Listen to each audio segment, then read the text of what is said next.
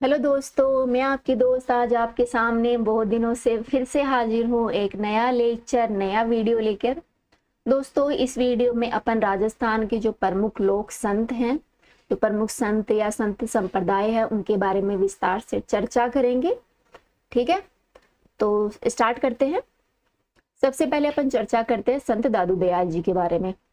तो क्या आप बता सकते हैं कि इनका जन्म कब हुआ था और कहाँ हुआ था? चलो मैं ही बता देती हूँ। दोस्तों, इनका जन्म 1544 ईस्वी में हुआ था, वो भी अहमदाबाद में। ठीक है, अहमदाबाद अपने गुजरात में स्थित है। वहीं पर 1544 में संत दादू दयाल जी का जन्म हुआ था। दोस्तों, ये दादू पंथ के प्रवर्तक थे, तथा जो दादू संप्रदाय है उसके जो स्थापना की थी वो संत दादू दयाल जी ने की थी। इनका लालन पालन है वो लोदीराम नामक एक ब्राह्मण थे, उन्होंने किया था। और इनके गुरु का नाम था श्री वर्धानंद जी, जिन्हें संत ब्रह्मानंद भी कहा जाता है। दोस्तों, दादू दयाल को राजस्थान का कबीर भी कहा जाता है। कबीर जी के बारे में आप जानते होंगे, जो भक्ति काल में निर्गुण काव्य धारा के प्रमुख कवि थे। उन्हीं को ध्यान में रखते हुए जो अपने दादू दयाल जी हैं, इनको भी राजस्थान का कबीर कहा जाता है। दोस्तों, कबीर है वो अपने आमेर के शासक थे राजा राम सिंह, राजा मान सिंह, उन्हीं के समकालीन माने जाते हैं। इनके दो पुत्र थे, गरीबदास और मिस्किनदास। दोस्तों, ये इनके जो दोनों पुत्र थे वो इनके शिष्य भी थे। ठीक है, ध्यान रखना। दादू दयाल जी की जो प्रमुख पीठ है वो न अपने नरेना जयपुर में स्थित है, और इनकी जो प्रधान पीठ है वो नारायणा की गद्दी में है। दोस्तों, इनकी डेथ हुई थी, जो मृत्यु हुई थी वो नारायणा में हुई थी, 1603 में हुई थी। और इनका जन्म हुआ था 1544 में अहमदाबाद में। दादू खोल है वो नारायणा में बहराणा पहाड़ी पर स्थित एक गुफा है, वहीं पर स्थित है। दोस्तों, दादू दयाल जी द्वारा कुछ ग्रंथों की रचना की थी, जिसमें प्रमुख है पद, साखी, आत्मबोधन, परिचय का अंग, कायाबेली ग्रंथ।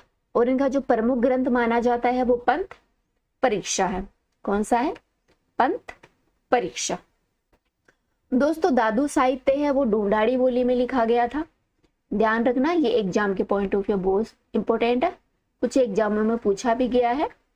ढूंढाड़ी बोली में दादू जी ने अपना साहित्य लिखा था, और इनका साहित्य स्वरूप था वो पिंगल था। ध्यान रखना, पिंगल में जैसे डिंगल और पिंगल दो भाषाएं होती हैं, उनमें इनका जो साहित्य स्वरूप था वो पिंगल भाषा में था। दोस्तों, जो इनका साहित्य है दादू दयाल जी का, उसमें जो राजस्थान की जो अपना उत्तर का भारत है, उत्तरी भारत है, वहाँ की जो अपना गुजरात हो गया और जो पंजाब है, उनके शब्दों का भी प्रयोग किया गया। इसके अलावा अपनी यूपी बिहार में जो अपनी पश्चिमी हिंदी वाला क्षेत्र है, वहां पर जो शब्द प्रयोग होते थे हिंदी भाषा के, वो भी दादू दयाल ने अपने साहित्य में समाहित किया। दोस्तों, अलग दरीबा किसे कहते हैं? क्या आप जानते हैं अलग दरीबा किसे कहते हैं? चलो मैं ही बता देती हूँ। अलग दरीबा होता है जो दादू द्वारे होते हैं, जो दादू दयाल जी के मंदिर होते हैं, वहां पर जो सत्संग किया जाता है उसे ही अलग दरीबा कहते हैं। ठीक है, सत्संग तो आप जानते ही होंगे। दोस्तों, दादू दयाल जी के टोटल 152 शिष्य थे, जिनमें इनके 52 शिष्य थे वो 52 स्तंभ के नाम से जाने जाते हैं, और इनके 100 शिष्य थे वो एकांतवासी थे। दोस्तों, जो इनके 52 स्तंभ कहलाने वाले 52 शिष्य थे, इन्होंने क्या किया था? जो दादू पंथ था उसका प्रचार प्रसार किया था, वो जो दादू द्वारे थे उनकी स्थापना की थी। इन जो प्रमुख इनके 52 स्तंभ वाले जो शिष्य थे, उनमें है संत रज्जब जी, सुंदरदास जी, संतदास जी और बलिंद जी। ठीक है, ध्यान रखना, ये पूछ लिया जाता है दादू पंथ के, दादू दयाल जी के शिष्य कौन कौन है? कौन है? रज्जब जी, सुंदरदास जी, संतदास जी और बलिंद जी। दोस्तों, ये है दादू पंथ की शाखाएं। अभी हाल ही में वीडियो का एग्जाम हुआ था, उसमें पूछा गया था कि दादू पंथ की शाखाएं कौन कौन सी हैं। खालसा, विरक्त, नागा, खाकी और उत्तरादे। कौन कौन सी है? खालसा, विरक्त, नागा, खाकी और उत्तरादे। टोटल 5 शाखाएं थी उनकी। दोस्तों, दादू दयाल जी हैं वो निर्गुण भक्ति थे, उनके समर्थक थे। जैसे अपने कबीरदास जी है, वो निर्गुण भक्ति की वकालत करते थे, उसके समर्थक हैं। दादू दयाल जी ने जो उपदेश दिए थे वो दादूरी वाणी और दादूरा दोहा में संग्रहित है। ठीक है, इनकी रचनाएं दादू जीरी वाणी और दादू जीरा दोहा, उन्हीं में इनके उपदेश दिए गए हैं। जैसे कि दादू दयाल जी के जो उपदेश थे, उन्होंने क्या कहा, वो क्या किस चीज में विश्वास करते थे आदि के बारे में इन दो रचनाओं में संकलित है। दोस्तों, दादू पंथ के 5 प्रमुख स्थानों को पंच तीर्थ के नाम से जाना जाता है। ध्यान रखना, राजस्थान दादू दयाल जी के पंच तीर्थ कौन कौन से हैं? नारायणा, कल्याणपुर, सांबर, आमेर और बेराणा। कौन कौन है? नारायणा, कल्याणपुर, सांबर, आमेर और बेराणा, इनके पंच तीर्थ वाले प्रमुख 5 स्थल है। 1585 ईस्वी में फतेहपुर सीकरी के इबादत खाने में दादू दयाल जी है वो अकबर से मिले थे। दादू दयाल जी 1568 ईस्वी में सांबर आ गए थे और जनसाधारण को इन्होंने उपदेश देने का काम किया था। ये पूरी चर्चा हो गई अपन दादू दयाल के बारे में। एक बार रिवाइज कर लेते हैं। दादू दयाल जी का जन्म 1544 ईस्वी में अहमदाबाद में हुआ था। ये दादू संप्रदाय के प्रवर्तक हैं। इनका लालन पालन लोधीराम ब्राह्मण ने किया था। गुरु का नाम है वरदा नंद जी, राजस्थान के कबीर कहलाते हैं, मानसिंह के समकालीन है। ठीक है, इनकी प्रमुख प्रधान पीठ है वो नारायणा नरेना जयपुर में है, मर्त्य नारायणा में हुई थी। और इनके जो प्रमुख ग्रंथ है वो पंथ परीक्षा है। इन्होंने ढूंढाड़ी साहित्य में अपना साहित्य लिखा था पिंगल भाषा का प्रयोग करते हुए। अलग दरीबा है जो इनके जो सत्संग वगैरह होते हैं उस क्षेत्र को कहा जाता है।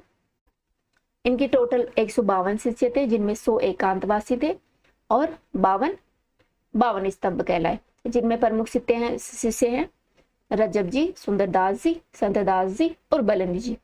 इनकी प्रमुख शाखाएं हैं खालसा, विरक्त, नागा, खाकी और उत्तरादे। इनके जो उपदेश हैं वो दादूरी वाणी और दादू जीरा दोहा में संकलित है।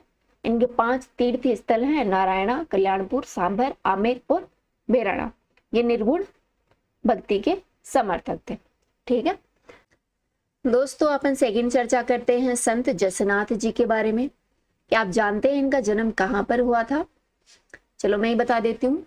दोस्तों, इनका जन्म हुआ था 1482 ईस्वी में कतियासर में हुआ था। कतियासर अपने बीकानेर में स्थित है, जो कि पश्चिमी राजस्थान में है। कतियासर में जो देव उठनी 11 आती है, इस दिन बहुत शादी वगैरह होती है। इसी दिन इनका जन्म हुआ था, कार्तिक शुक्ल एकादशी को। ठीक है, इनके बचपन का नाम था जसवंत और इनके पिता का नाम था हमीर जी जाट। ठीक है, ध्यान रखना, जसवंत जी थे वो चौधरी थे, अर्थात जाट परिवार से जुड़े हुए थे। और इनकी माता का नाम रूपादे था और पत्नी का नाम था कालदे। इनके गुरु थे गोरखनाथ जी और इनके प्रारंभिक अनुयायी थे हारो जी और जियो जी। ठीक है, इनके गुरु कौन थे? गोरखनाथ जी। और ये कौन से परिवार से वंश से जुड़े हुए थे? जाट जाति से जुड़े हुए थे। इनका जन्म है वो 1482 ईस्वी में कतियासर में हुआ था, देवउठनी 11 को। दोस्तों, जसवंत जी हैं वो गोरख मंगलिया नामक स्थान पर निरंतर 12 वर्ष तक इन्होंने तप किया था। यह स्थान है वो बीकानेर में स्थित है। यहाँ पर ही इनका साधना स्थल है। कहाँ है? गोरख मंगलिया में। जसनाथ जी के उपदेश है वो सिंधुधड़ा और कोंडा ग्रंथ में संग्रहित है। 2 ग्रंथ है इनके, सिंधुधड़ा और कोंडा। इन्हीं में जो जसनाथ जी के जो उपदेश वगैरह दिए गए हैं, जसनाथ जी ने जो अपनी बातें कही थी, इन्हीं 2 ग्रंथों में उनको संग्रहित किया गया है। दोस्तों, इनके अनुयायी हैं वो जाट वर्ग के लोग हैं। ध्यान रखना, जो जाट जाति के लोग हैं वो प्रमुख रूप से संत जसवंत सिंह जी को मानते हैं। दोस्तों, गोरख छंदो जसनाथ जी की एक अन्य रचना है और ये सिकंदर लोधी के समकालीन थे। अभी अपने चर्चा की थी दादू दयाल किनके समकालीन थे? आमेर के राजा मानसिंह के समकालीन थे। और अपने जो जसवंत जी हैं वो सिकंदर लोधी के समकालीन थे। इनके प्रमुख 2 ग्रंथ है, सिंधुधड़ा, कोंडा, साथ में गोरख छंदो। दोस्तों, जसनाथ जी ने राव लूणकसर को बीकानेर के राज्य की गद्दी प्राप्ति करने का वरदान दिया था। ध्यान रखना, कौन से राजा थे? बीकानेर के जो राजा थे उन्हीं को इन्होंने वरदान दिया था लूणकरण को कि आप एक दिन बीकानेर की गद्दी पर विराजमान होंगे। दोस्तों जसनाथ जी ने जसनाथ पंथ की स्थापना की थी, जो कि एक निर्गुण भक्ति का समर्थन करता है। दोस्तों कतियासर में आश्विन शुक्ल सप्तमी को, जो विक्रम संवत 506 है, इसी दिन इन्होंने, जसवंत सिंह ने जीवित समाधि ली थी। कहाँ ली थी? कतियासर में ली थी, आश्विन शुक्ल सप्तमी को ली थी। दोस्तों जसनाथ जी ने समाधि स्थल होने के बाद इनके प्रमुख शिष्य थे जोगी जी, जागो जी, इनकी गद्दी पर बैठे थे और फिर इन्हीं की जो उपदेश वगैरह थे जागो जी ने आगे प्रचार प्रसार किए थे। दोस्तों जसनाथ जी की जो उपपीठे हैं वो यहाँ दे रखी हैं, आप देख सकते हैं कौन कौन सी हैं। बमलू, लिखिमादेश्वर, पुनराशर, मालाशर और पांचला सिद्धा। ठीक है, कौन कौन सी है? बमलू, लिखमादेश्वर, पुनराशर, मालाशर और पांचला सिद्धा। दोस्तों जसनाथ जी है वो निर्गुण निराकार ईश्वर में विश्वास करते थे, ब्रह्मा जी में विश्वास करते थे। जो जसनाथ जी संप्रदाय के लोग हैं वो अग्नि नृत्य करते हैं। ये फैक्ट बहुत इंपॉर्टेंट है। अग्नि नृत्य कौन से संप्रदाय से जुड़ा हुआ है?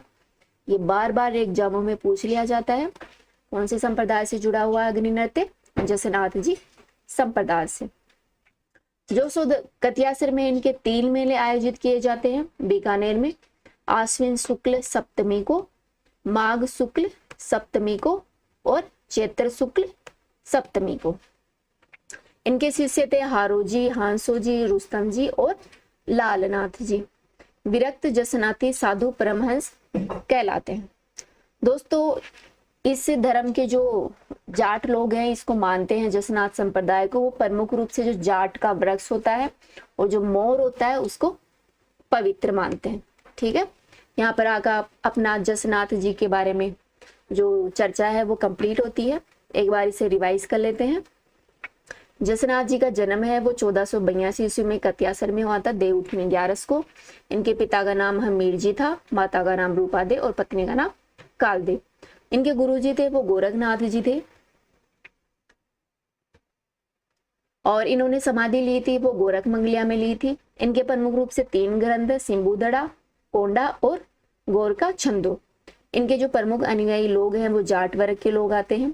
ये सिकंदर लोदी के समकालीन थे और इन्होंने बीकानेर के राजा लूणक सर थे, उनको वरदान दिया था कि वो बीकानेर की गद्दी पर एक दिन विराजमान होंगे। इन्होंने जसनाथ संप्रदाय की स्थापना की थी और इन्होंने जीवित समाधि ली थी आश्विन शुक्ल सप्तमी को कतियासर में। इनके प्रमुख उपपीठ है बमलू, लिखिमादेश्वर, पुनराशर, मालाशर और पांचला सिद्धा। दोस्तों जसनाथ जी है वो निर्गुण निराकार ईश्वर में विश्वास करते थे। जसनाथ जी संप्रदाय में प्रमुख रूप से अग्नि नृत्य किया जाता है। इनके 3 मेले लगते हैं कतियासर बीकानेर में। कब कब लगते हैं? आश्विन शुक्ल सप्तमी को, माघ शुक्ल पंचमी को, सप्तमी को और चैत्र शुक्ल सप्तमी को। सभी 7 जो अपनी सप्तमी होते हैं उसी को इसके 3 मेले लगते हैं, वो भी शुक्ल में लगते हैं। महीने ध्यान रखना, आश्विन में, माघ में और चैत्र में। इनके शिष्य हैं हारो जी, हांसो जी, रुस्तम जी और लालनाथ जी। ठीक है, इनके जो अनुयायी होते हैं वो जाट के वृक्ष को और मोर के वृक्ष को पवित्र मानते हैं। अब अपन अगले संत की चर्चा करते हैं, संत जाम्बोजी। तो बताओ जाम्बो जी का जन्म कहाँ हुआ था और इनके पिता का नाम तथा माता का नाम क्या था? चलो मैं ही बता देती हूँ। इनका जन्म हुआ था 1451 ईस्वी में पीपासर नागौर में। ठीक है, पीपासर अपने नागौर में स्थित है, यहीं पर इन्होंने जन्म लिया था। वो भी जो अपनी कृष्ण जन्माष्टमी आती है उसी के दिन ये जन्म लिए थे। इनके पिता का नाम लोहट जी था और माता का नाम हंसा देवी था। दोस्तों जाम्बो जी है वो पवार वंशीय राजपूत थे। ध्यान रखना, ये बहुत ही इंपॉर्टेंट फैक्ट है। ये क्या थे? पवार वंशीय राजपूत थे। जाम्बो जी को वैदिक देवता के रूप में विष्णु का अवतार भी माना जाता है। ये पूछ लिया जाता है कौन से संत को विष्णु का अवतार माना जाता है। ध्यान रखना, विष्णु का अवतार माना जाता है जाम्बो जी को और राजस्थान का कबीर कहा जाता है दादू दयाल को। दोस्तों जाम्बो जी ने मुख्य रूप से 29 उपदेश दिए थे। 120 शब्दों का संग्रह जंब सागर में संग्रहित है। जो इन्होंने उपदेश दिए थे 29 वो इनके जो जंब सागर इनका जो ग्रंथ है उसी में संकलित किया गया है। दोस्तों जाम्बो जी है वो विधवा विवाह के समर्थक थे और इन्होंने जो विश्नोई संप्रदाय है उसकी स्थापना की थी। इसमें ध्यान रखने वाली स्लाइड में ध्यान रखने वाली बात यह है, इन्होंने विश्नोई संप्रदाय की स्थापना की थी 1485 ईस्वी में। ये विष्णु के अवतार माने जाते हैं। इन्होंने 29 उपदेश दिए थे और ये पवार वंशीय राजपूत थे। जन्म हुआ था पीपासर नागौर में। दोस्तों जाम्बो जी के प्रमुख ग्रंथ हैं जंब सागर, जंब संहिता, गुरुवाणी, शबदवाणी, विश्नोई, धर्म प्रकाश तथा 120 वाणियां। जाम्बो जी के उपदेश है उसमें कबीर का प्रभाव झलकता है, अर्थात ये जो कबीर जी है वो निर्गुण भक्ति के उपासक थे। भक्ति काल के दौरान उन्हीं के जो कबीर जी का प्रभाव है वो जाम्बो जी के उपदेश पर नजर आता है। दोस्तों जाम्बो जी है वो एक पर्यावरण वैज्ञानिक संत के रूप में बहुत ही प्रसिद्ध हुए थे। मेरे हिसाब से ये बात बहुत ही इंपॉर्टेंट है। ये एकमात्र संत है जो पर्यावरण वैज्ञानिक के रूप में जाने जाते हैं। इनका प्रमुख ग्रंथ माना जाता है जंब सागर। साथरिया क्या है? दोस्तों साथरिया है वो जाम्बो जी द्वारा दिए गए ज्ञान उपदेशों का स्थान होता था, जहाँ पर जाम्बो जी बैठ के एक जगह अपने शिष्यों को उपदेश देते थे, ज्ञान उपदेश देते थे, उसी को साथरिया कहा जाता है। इन्होंने मुख्य रूप से जो भगवान विष्णु है उनकी भक्ति पर बल दिया और इनके गुरु कौन थे? गोरखनाथ जी। ठीक है, इस स्लाइड में ध्यान रखने वाली प्रमुख बात है ये विष्णु के उपासक थे। सातरिया कहा जाता है जहां पर ये बैठ के लोगों को, शिष्यों को ज्ञान उपदेश देते थे और इनके गुरु का नाम है गोरखनाथ जी और इनका प्रमुख ग्रंथ है जंब सागर। दोस्तों इनका प्रमुख कार्य स्थल रहा था समराथल बीकानेर। ठीक है, और इनकी मृत्यु हुई थी मुकाम तलवा में हुई थी, जो कि अपने नोखा बीकानेर में स्थित है, वहीं पर हुई थी। कब हुई थी? 1536 में। ठीक है, और इनका जन्म हुआ था 1451 में। दोस्तों मुकाम है वो तलवा में प्रसिद्ध 2 बार आश्विन तथा फाल्गुन माह की अमावस्या को मेला लगता है। जहां पर इनकी मृत्यु हुई थी वो तलवा बीकानेर में स्थित है। यहाँ पर साल में कितने मेले लगते हैं? 2 मेले लगते हैं। एक तो जो अपनी आश्विन की जो अमावस आती है उसको, और एक फागुन माह की जो अमावस होती है उसको जाम्बो जी के मेले लगते हैं मुकाम में। दोस्तों जाम्बो जी के देवालय हैं पीपासर में, मुकाम में, लालसर में, जाम्भा, जागुल और रामडावास में स्थित है। इनके अधिकांश अनुयायी हैं वो भी जाट जाति के।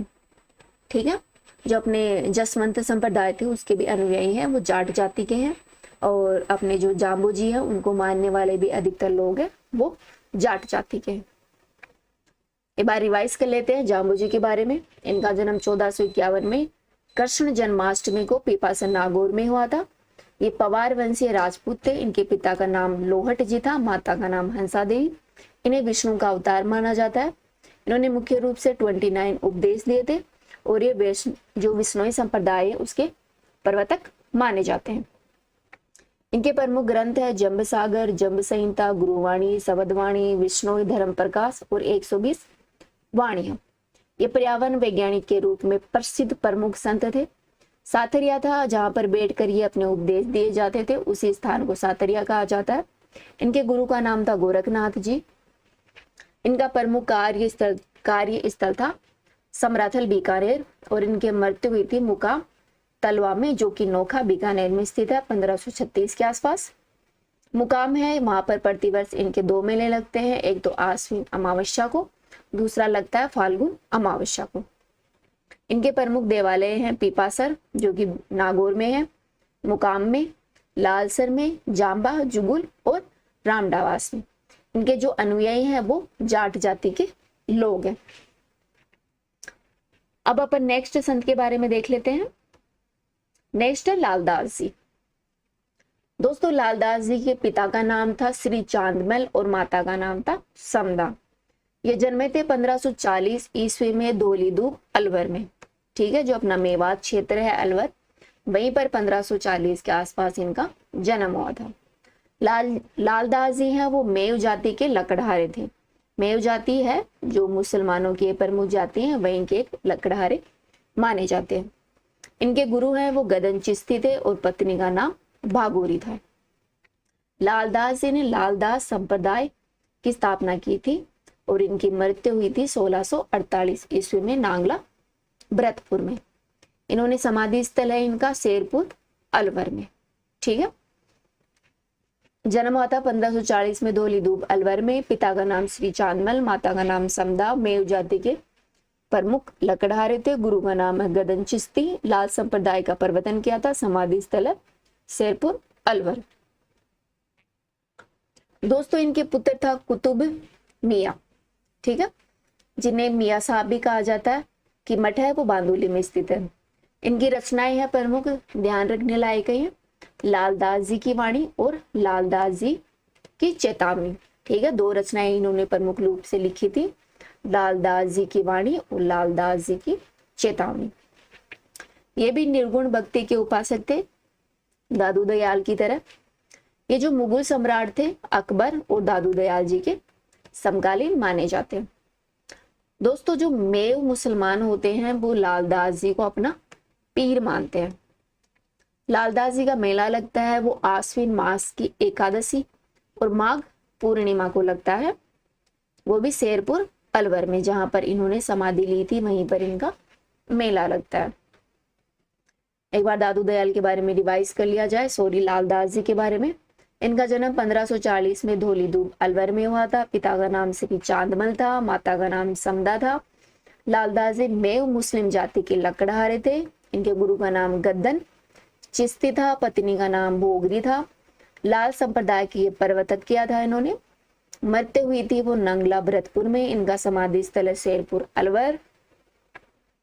और इनके जो पुत्र थे मियाँ साहब का मठ है बांदोली में। इनकी प्रमुख दो रचनाएं थी, लालदास जी की वाणी और लालदास की चेतावनी।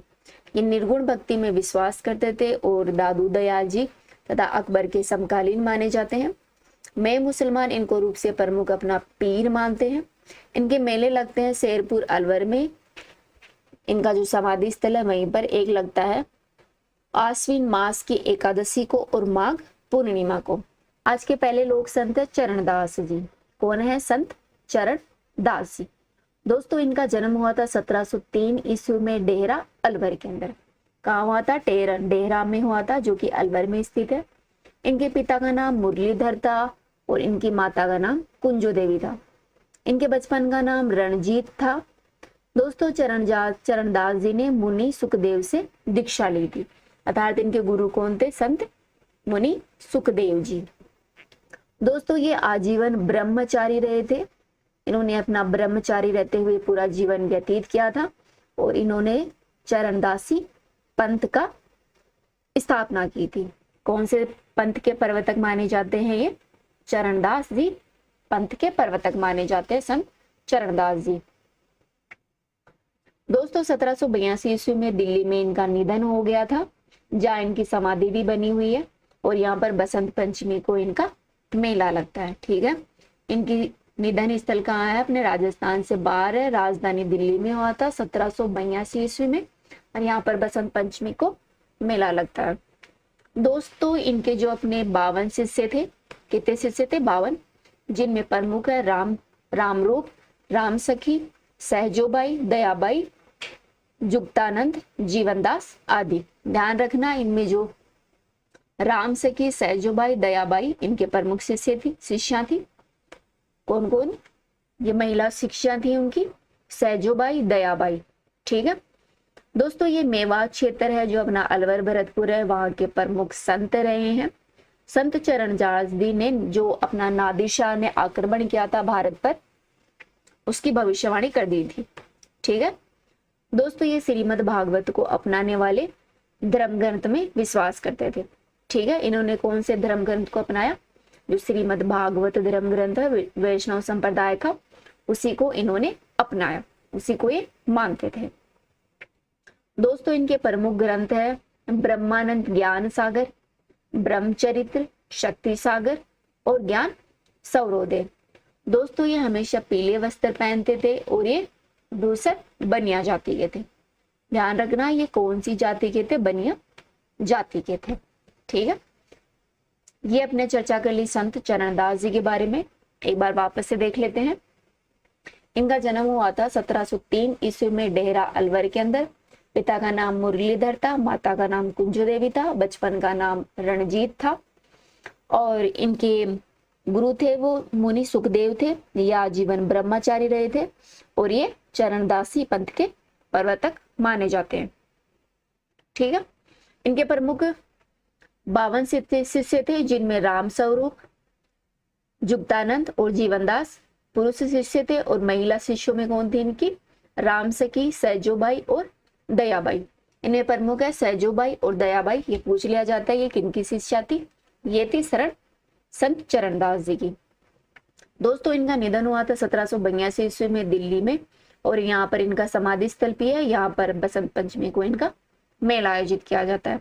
ये मेवात क्षेत्र है, अलवर भरतपुर के वहां के प्रमुख संत है। इन्होंने नादिर शाह जो आक्रमण किया था भारत पर, उसकी भविष्यवाणी कर दी थी। और ये श्रीमद् भागवत कथा को मानने वाले प्रमुख संत थे। दोस्तों इनके प्रमुख ग्रंथ है ब्रह्म ज्ञान सागर, ब्रह्मचरित्र, शक्ति सागर, ज्ञान सवोदय। ये हमेशा पीले वस्त्र पहनते थे और ये ढूसर बनिया जाति के प्रमुख संत थे। नेक्स्ट संत है जिनके बारे में अपन देख लेते हैं, संत हरिदास जी। तो बताओ संत हरिदास जी का जन्म कब और कहाँ हुआ था, और ये किन के शिष्य थे? इन्होंने कौन से संप्रदाय की स्थापना की थी? जानते हैं तो कमेंट बॉक्स में बताइएगा। अभी तो अपन देख लेते हैं। इनका जन्म हुआ था 1455 ईस्वी में कापडोद डीडवाना नागौर में। ठीक है, कब हुआ था? 1455 ईस्वी में डीडवाना नागौर में, कापडोद में। ये संत बनने से पहले एक प्रसिद्ध डाकू थे। ठीक है, और इन्होंने जो निरंजनी संप्रदाय है उसकी स्थापना की थी। ये वाला फैक्ट बहुत इंपॉर्टेंट है। निरंजनी संप्रदाय के प्रवर्तक कौन माने जाते हैं? ये राजस्थान कंपटीशन में बार बार पूछा जाने वाला क्वेश्चन है। ठीक है, इस संप्रदाय में जो परमात्मा है उसको अलख निरंजन या हरि निरंजन कहा जाता है। ठीक है, जो निरंजनी संप्रदाय है जिसके प्रवर्तक संत हरिदास जी माने जाते हैं, उसमें परमात्मा को अलख निरंजन या हरि निरंजन कहा जाता है। दोस्तों संत हरिदास जी थे वो दादू जी के प्रमुख शिष्य माने जाते हैं, जो निर्गुण भक्ति में विश्वास रखते थे। इनका मूल नाम था हरि सिंह सांखला। जब ये डाकू थे तब उनका नाम था हरि सिंह सांखला। बाद में इनका नाम, संत बनने के बाद में इनका नाम पड़ गया संत हरिदास जी। दोस्तों इन्हें राजस्थान का वाल्मीकि भी कहा जाता है। ध्यान रखना, ये राजस्थान के वाल्मीकि कहलाते हैं और राजस्थान के कबीर कहलाते हैं अपने दादू दयाल जी। इन्होंने जो उपदेश दिए थे वो अपने 2 ग्रंथों में दिए थे, मंत्र प्रकाश राज और हरिपुरुष जीरी वाणी। इनके 2 प्रमुख ग्रंथ है। कौन से? मंत्र राज प्रकाश, हरिपुरुष जी की वाणी। इन्हीं में इनके उपदेश संग्रहित है। इनकी मृत्यु हो गई थी गाड़ा नागौर में। ठीक है, और ये जो संत थे वो बाह्य आडंबर, मूर्ति पूजा आदि का विरोध करते थे। जो ऊंच नीच चल रही है समाज में, आप देखते होंगे समाज में जात पात, छुआछूत आदि चलते हैं, उनका विरोध करते थे। और जो हिंदू मुस्लिम समाज में जो भेदभाव होता है, जो सांप्रदायिक दंगे चल रहे हाल फिलहाल हरियाणा के साइड में, ऐसे मुद्दों पर जो भेदभाव होता था उनके ये प्रमुख विरोधी थे संत दास जी, सॉरी हरिदास जी। एक बार फिर से देख लेते हैं, रिवाइज कर लेते हैं। संत हरिदास जी का जन्म 1455 ईस्वी में कापडोद डीडावाना नागौर में हुआ था। ये पहले डाकू थे, तब इनका नाम हरि सिंह सांखला था, बाद में इनका नाम संत हरिदास जी पड़ गया। ये निरंजन संप्रदाय के प्रवर्तक माने जाते हैं। इस संप्रदाय में परमात्मा को अलख निरंजन और हरि निरंजन कहा जाता है। ये दादू दयाल जी के प्रमुख शिष्य थे। इन्हें राजस्थान का वाल्मीकि भी कहा जाता है और इनकी मृत्यु हुई थी गाड़ा नागौर में। इनके प्रमुख 2 ग्रंथ है, मंत्र राज प्रकाश और हरिपुरुष जी की वाणी। इन 2 ग्रंथों में इनके उपदेश संग्रहित है। दोस्तों अब नेक्स्ट चर्चा करते हैं संत रामचरण जी के बारे में। तो सबसे प्रमुख बात यह है कि संत रामचरण जी है वो राम स्नेही संप्रदाय के प्रवर्तक माने जाते हैं। ठीक है, कौन से संप्रदाय के? राम स्नेही संप्रदाय के। ये देखिए नीचे स्लाइड में लिखा हुआ है, राम स्नेही संप्रदाय के प्रवर्तक माने जाते हैं। दोस्तों इनका जन्म हुआ था वो 24 फरवरी 1720 ईस्वी में हुआ था, जो अपना सोडा गांव है टोंक में, वहीं पर इन्होंने जन्म लिया था। इनके पिता का नाम था बकत राम जी और माता का नाम था देव जी। दोस्तों ये जो वैश्य कुल है उनसे जुड़े हुए हैं, अर्थात वैश्य कुल की जो जाति है उसी जाति से बिलोंग करते हैं संत रामचरण जी। इनके बचपन का नाम रामकिशन था। दोस्तों ध्यान रखने वाली बात यह है कि इनके गुरु थे गुरु कृपाराम जी। दोस्तों रामचरण जी ने गुरु कृपाराम जी से, जो दांतड़ा गांव है अपने भीलवाड़ा में स्थित है, वहीं पर इन्होंने शिक्षा ली थी गुरु कृपाराम जी से। अणबे वाणी है इनका प्रमुख ग्रंथ है। ध्यान रखना, अणबे वाणी क्या है, इनका प्रमुख ग्रंथ है। इसी ग्रंथ में संत रामचरण जी के जो उपदेश हैं वो संग्रहित किए गए हैं, संकलित किए गए हैं। इसके अलावा इनका एक और ग्रंथ है राम रसाम बुद्धि, राम रसाम बुद्धि। ठीक है दोस्तों, संत रामचरण जी है वो मूर्ति पूजा और कर्मकांड के प्रमुख विरोधी संत माने जाते हैं और इनकी मृत्यु हुई थी वो 1798 ईस्वी में, अपना सापुरा भीलवाड़ा है वहीं पर हुई थी। ठीक है दोस्तों, स्वामी रामचरण जी ने राम नाम का स्मरण और सत्संग करते हैं उस पर बल दिया था। इनका कहना था कि अगर आप राम नाम का स्मरण करोगे और सत्संग वगैरह करवाओगे तो आपको भगवान की प्राप्ति होगी। इनकी प्रमुख 4 पीठ थी। पहली थी सापुरा भीलवाड़ा में, जो इनकी प्रधान पीठ थी, जहां पर इनका निधन हुआ था 1798 ईस्वी में। इनकी दूसरी पीठ थी रेण में, रेण था अपना मेड़ता नागौर में। ठीक है, जिसके प्रवर्तक माने जाते हैं दरियाव जी। दोस्तों दरियाव जी हैं वो संत रामचरण जी के प्रमुख शिष्य हैं। इन्होंने दरिया पंथ की स्थापना की थी। ठीक है, जो दरिया पंथ है उसके प्रवर्तक कौन माने जाते हैं, दरियाव जी, जो रामचरण जी के प्रमुख शिष्य थे। रामचरण जी की जो एक पीठ थी रेन, उसी के संस्थापक है दरियाव जी। इनकी तीसरी पीठ थी सिंहतल बीकानेर में और चौथी थी खेड़पा जोधपुर में। ठीक है, 4 पीठ कौन कौन सी थी, सापुरा में, रेण में, सिंहतल में और खेड़पा में। ठीक है दोस्तों, एक बार अपन संत रामचरण जी के बारे में रिवाइज कर लेते हैं। इनका जन्म हुआ था 24 फरवरी 1720 में सोडा गांव टोक में। बचपन का नाम इनका रामकृष्ण था, माता का नाम देवजी था और पिता का नाम बख्ताराम जी था। ये वैश्य कुल से बिलोंग करते थे। इनके गुरु का नाम कृपाराम जी था, जिनसे इन्होंने दातड़ा गांव भीलवाड़ा में दीक्षा ली थी। ये राम स्नेही संप्रदाय के प्रवर्तक माने जाते हैं। इनकी प्रमुख रचना है अणबे वाणी, जिसमें रामचरण जी के उपदेश दिए गए हैं वो संकलित हैं। ये मूर्ति पूजा और कर्मकांड के विरोधी थे और इनकी मृत्यु हुई थी सापुरा भीलवाड़ा में 1798 में। इनकी प्रमुख रूप से 4 पीठ है। पहली है सापुरा में, जहां पर इनका निधन हुआ था। दूसरी है रेण नागौर में, जिसकी स्थापना दरियाव जी ने की थी। तीसरी है सिंहतल बीकानेर में और चौथी है खेड़पा जोधपुर में। ठीक है, नेक्स्ट संत है अपना संत दरियाव जी। संत दरियाव जी है, इन्होंने जो अपने रामचरण जी थे, इनकी शाखा थी रेण मेड़ता नागौर में, उसकी स्थापना की थी और दरिया पंथ की स्थापना की थी। दोस्तों संत दरियाव जी का जन्म है वो 1676 ईस्वी में जेतारण पाली में हुआ था। कहाँ हुआ था, पाली के अंदर जो जेतारणा नामक गांव है जेतारण, वहीं पर हुआ था। इनकी माता का नाम गीगाबाई था और पिता का नाम था भानजी दुनिया। इनके प्रमुख गुरु कौन थे, प्रेमदास जी। ठीक है, याद देखिए ये लिखा हुआ है, प्रेमदास जी संत दरियाव जी के गुरु थे। दोस्तों 7 से 8 वर्ष की आयु में साधु रूपानंद ने दरियाव जी की हस्तलेखा लिखकर कहा था कि ये एक बड़े फकीर अर्थात ओलिया होंगे। दोस्तों ईश्वर के नाम स्मरण और योग मार्ग का उपदेश देने वाले प्रमुख संत दरियाव जी थे। ठीक है, इनका कहना था कि जो ईश्वर का नाम है वो स्मरण करना चाहिए और जो योग मार्ग है, जो शंकराचार्य का योग मार्ग है, उसी को ध्यान में रखते हुए इन्होंने उपदेश दिए थे। दोस्तों इनके शिष्य थे कृष्णदास जी, हरिदास जी, सावलदास जी, ननकदास जी और जयमल। इनकी मृत्यु हुई थी रेण नागौर में 1758 ईस्वी में। दोस्तों दरियाव जी का देवल है वो धाम के नाम से जाना जाता है। ध्यान रखना, कौन से संत का देवल है वो धाम के नाम से जाना जाता है, संत दरियाव जी का देवल। देवल का मतलब है जो इनका मंदिर है वो धाम के नाम से जाना जाता है। ठीक है, एक बार रिवाइज कर लेते हैं संत हरिराम जी के बारे में। इनका जन्म हुआ था जेतारण पाली में 1676 में। माता का नाम गीगाबाई, पिता का नाम भानजी धुनिया था। इनके गुरु का नाम प्रेमदास जी था। ये योग मार्ग के समर्थक थे। इनके शिष्य थे कृष्णदास जी, हरिदास जी, सामंतदास जी, नानकदास जी, जयमल जी। इनकी मृत्यु हुई थी रेण नागौर में 1758 ईस्वी में। और धाम है वो इनके मंदिर का जो देवल होता है उसको कहा जाता है, अर्थात इनके मंदिर को ही धाम कहा जाता है। अगले संत दास जी हैं अपने संत हरिराम दास जी।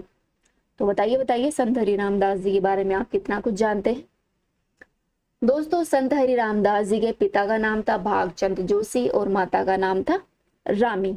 ठीक है, इन्होंने राम स्नेही संप्रदाय की जो सिंहतल शाखा थी उसकी स्थापना की थी। ठीक है, राम स्नेही संप्रदाय की सिंहतल शाखा के प्रवर्तक माने जाते हैं संत हरिराम दास जी। दोस्तों, इन्होंने जन्म लिया था सिंहतल बीकानेर में 1719 ईस्वी में। ठीक है, ये देखिए यहाँ पे लिखा हुआ है 1719 ईस्वी में इन्होंने सिंहतल बीकानेर में जन्म लिया था और इनकी मृत्यु हुई थी वहीं पर। इनका समाधि स्थल है, कहाँ इनका समाधि स्थल? सिंहतल बीकानेर में, जहां पर इन्होंने जन्म लिया था। इनका जन्म हुआ था 1719 में और 1778 में इनकी मृत्यु हो गई थी। ये स्वर्गलोक सिधार गए थे। दोस्तों, 1743 में जयमल दास जी से इन्होंने शिक्षा ली थी। ठीक है, इनके गुरु कौन थे? जयमल दास जी। ठीक है, संत हरिराम दास जी हैं। इनका जन्म 1719 में सिंहतल में हुआ था। समाधि स्थल सिंहतल बीकानेर में है। पिता का नाम भागचंद जोशी है, माता का नाम रामी है, गुरु का नाम जयमल दास जी है और ये राम स्नेही संप्रदाय की सिंहतल शाखा के प्रवर्तक माने जाते हैं। दोस्तों, अपने नेक्स्ट संत है संत रामदास जी। दोस्तों, संत रामदास जी का जन्म है वो 1726 ईस्वी में भीकम कोट जोधपुर में हुआ था। कहाँ था? भीकम कोट जोधपुर में हुआ था 1726 ईस्वी में। ध्यान रखना, ये मेघवाल जाति से बिलोंग करते थे। कौन सी जाति से? मेघवाल जाति से। इनके पिता का नाम शार्दुल था और माता का नाम अणमी था। इनके गुरु कौन थे? इनके गुरु थे संत हरिराम दास जी। ठीक है, संत हरिराम दास जी इनके प्रमुख गुरु थे। दोस्तों, संत रामदास जी हैं वो राम स्नेही संप्रदाय की जो खेड़पा शाखा है जोधपुर की, उसके प्रवर्तक माने जाते हैं। इन्होंने प्रमुख ग्रंथों की रचना की थी। उनमें है 24 ग्रंथों की रचना इन्होंने की थी, जिनमें प्रमुख ग्रंथ है गुरु ग्रंथ महिमा, ग्रंथ घग्गर निशानी, ग्रंथ भक्तमाल और ग्रंथ राम रक्षा। दोस्तों, इनकी मृत्यु है वो 1798 में खेड़पा में हुई थी। ठीक है, वापस से देख लेते हैं। इनका जन्म हुआ था भीमकोट जोधपुर में। मेघवाल जाति से बिलोंग करते थे। माता का नाम अणमी था, गुरु का नाम श्री रामदास जी था और पिता का नाम शार्दुल जी था। दोस्तों, जो राम स्नेही संप्रदाय की खेड़पा शाखा है जोधपुर वाली, उसके प्रवर्तक माने जाते हैं संत रामदास जी। इन्होंने मुख्य रूप से 24 ग्रंथों की रचना की थी, जिनमें प्रमुख है गुरु ग्रंथ महिमा, ग्रंथ घग्गर निशानी और ग्रंथ भक्तिमाल तथा ग्रंथ राम रक्षा। इनकी मृत्यु हुई थी वो खेड़पा जोधपुर में हुई थी। नेक्स्ट संत है अपने प्रमुख संत है संत पीपा जी। ठीक है, अब बताओ आप संत पीपा जी के बारे में क्या क्या जानते हैं। दोस्तों, संत पीपा जी की माता का नाम था लक्ष्मावती और पिता का नाम था काडवा राव अर्थात खींची। इनका जन्म हुआ था 1425 ईस्वी में गागरोड में हुआ था। ध्यान रखना, कहां पर जन्मे थे? ये गागरोड में हुआ था। इनकी जन्म स्थली पूछ ली जाती है एग्जाम में। गागरोड में पैदा हुए थे 1425 में। इनके बचपन का नाम प्रताप सिंह था और इनके गुरु का नाम था संत रामानंद। ठीक है दोस्तों, संत पीपा जी है वो राजस्थान में भक्ति आंदोलन की अलग जगाने वाले अर्थात भक्ति आंदोलन को शुरू करने वाले प्रथम संत माने जाते हैं। इनको प्रमुख रूप से मानते हैं जो दर्जी समुदाय के लोग हैं वो मानते हैं, अर्थात जो दर्जी समुदाय के लोग हैं वो संत पीपा जी को आराध्य देव के रूप में पूजते हैं। ये देखिए यहाँ पे लिखा हुआ है। दोस्तों, संत पीपा जी का भव्य मंदिर है वो समदड़ी बाड़मेर में स्थित है। कहाँ है? समदड़ी बाड़मेर में। ये निर्गुण भक्ति के उपासक थे। पीपा जी की छतरी है वो गागरोड झालावाड़ में है, जहां पर इनका जन्म हुआ था। ध्यान रखना, इनकी छतरी है वो गागरोड झालावाड़ में। दोस्तों दिल्ली सुल्तान फिरोज तुगलक को इन्होंने परास्त किया था। ये फैक्ट बहुत इंपॉर्टेंट है। कौन से संत है जिन्होंने दिल्ली के सुल्तान को परास्त किया था? वो है संत पीपाजी। कौन से सुल्तान थे दिल्ली के? फिरोज तुगलक। दोस्तों इनके प्रमुख ग्रंथ है संत पीपाजी की वाणी और चेतावनी जोग। दो ग्रंथ है संत पीपाजी की वाणी, चेतावनी जोग। संत पीपाजी की गुफा है वो टोडा टोंक में है। ठीक है, एक बार वापस से रिवाइज करते हैं। इनका जन्म हुआ था 1425 ईस्वी में गागरोन में। पिता का नाम काडवा राव था, माता का नाम लक्ष्मावती। बचपन का नाम प्रताप सिंह था। गुरु थे संत रामानंद। राजस्थान में भक्ति आंदोलन को सबसे पहले संत पीपाजी ने लाया था। दर्जी समुदाय की आराध्य देव है। इनका भव्य मंदिर है वो समदड़ी बाड़मेर में है और इनकी छत्री है वो गागरोन झालावाड़ में है। निर्गुण भक्ति के प्रमुख उपासक थे। दिल्ली के सुल्तान फिरोज तुगलक को इन्होंने हराया था। इनके प्रमुख दो ग्रंथ है संत पीपाजी की वाणी और चेतावनी जोग। इनकी गुफा है वो टोडा टोक में है। ठीक है, नेक्स्ट संत है संत सुंदरदास जी। वैसे वीडियो बहुत लेंथी हो गया, बहुत सारे फैक्ट हो गए, याद करने में प्रॉब्लम आएगी, तो मैं सोच रही हूँ ये लास्ट कर लेते हैं, फिर और बच गए वो अगले वीडियो में देखेंगे। तो देखते हैं संत सुंदरदास जी। दोस्तों सुंदरदास जी का जन्म है वो दौसा में हुआ था 1596 ईस्वी में। ठीक है, ये वैश्य परिवार से जुड़े हुए थे। कौन से परिवार से? वैश्य परिवार से। माता का नाम सती था, पिता का नाम परमानंद जी था। इनके ग्रंथ है ज्ञान समुंदर, ज्ञान सवैया, सुंदर विलास, सुंदर सार, सुंदर ग्रंथावली और 12 अष्टक। ये दादू जी के प्रमुख शिष्य थे। इनका निधन हुआ था 1746 ईस्वी में सांगानेर में। ठीक है, जन्म दौसा में हुआ था, मृत्यु हुई थी सांगानेर में। सांगानेर हाल फिलहाल अपने जयपुर में स्थित है। दोस्तों सुंदरदास जी ने दार्शनिक सिद्धांतों को ज्ञान मार्ग पद्धति में अपनाया। ठीक है, जो शंकराचार्य के ज्ञान मार्ग योग मार्ग की शाखा थी उन्हीं की वकालत की इन्होंने। दोस्तों संत सुंदरदास जी ने 42 ग्रंथों की रचना की थी। इन्हें हिंदी का शंकराचार्य भी कहा जाता है। ठीक है, ध्यान रखना, हिंदी साहित्य का शंकराचार्य कौन से संत को कहा जाता है? किसको कहा जाता है? संत सुंदरदास जी को। दोस्तों इनके कार्यस्थल थे दौसा, सांगानेर, नारायणा, फतेहपुर और शेखावटी। दोस्तों भारतीय डाक विभाग ने इनकी स्मृति में 8 नवंबर 1997 को 2 रुपए का एक डाक टिकट जारी किया था। किसके नाम पर? संत सुंदरदास जी के नाम पर। इन्होंने दादू पंथ में नागा साधु वर्ग को प्रारंभ किया था।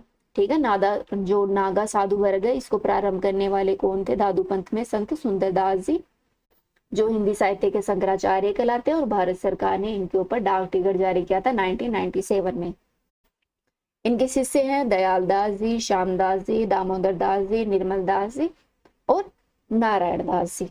ठीक है, रिवाइज करते हैं संत सुंदरदास जी के बारे में। तो इनका जन्म हुआ था 1596 ईस्वी में दौसा में। माता का नाम था सती और पिता का नाम था परमानंद जी, जो कि वैश्य परिवार से बिलोंग करते थे। इनके प्रमुख ग्रंथ है ज्ञान समुंदर, ज्ञान सवैया, सुंदर विलास, सुंदर सार, सुंदर ग्रंथावली और 12 अष्टक। ये दादू जी के शिष्य माने जाते हैं। इनकी मृत्यु हुई थी 1746 ईस्वी में सांगानेर में। दोस्तों इन्होंने ज्ञान मार्ग की जो शाखा थी उसी की वकालत की थी। इन्होंने मुख्य रूप से 42 ग्रंथों की रचना की थी। ये राजस्थान में हिंदी साहित्य के शंकराचार्य के नाम से जाने जाते हैं। ठीक है, ये फैक्ट बहुत ही इंपॉर्टेंट है। राजस्थान में हिंदी साहित्य का शंकराचार्य किसे कहा जाता है? संत सुंदरदास जी को कहा जाता है। इनके कार्यस्थल है दौसा, सांगानेर, नारायणा, फतेहपुर, शेखावटी। दोस्तों भारत सरकार ने 8 नवंबर 1997 में 2 रुपए का संत सुंदरदास जी के ऊपर या इनकी स्मृति में इनको याद रखते हुए डाक टिकट जारी किया था। दोस्तों संत सुंदरदास जी है वो नागा साधु वर्ग को प्रारंभ करने वाले प्रमुख संत माने जाते हैं। इनके शिष्य थे दयाल दास जी, श्यामल दास जी, दामोदर दास जी, निर्मल दास और नारायण दास। ठीक है, तो इस वीडियो में इतना ही, बहुत लेंथी वीडियो हो गया। नेक्स्ट वीडियो में फिर मिलेंगे आपसे। Thank you.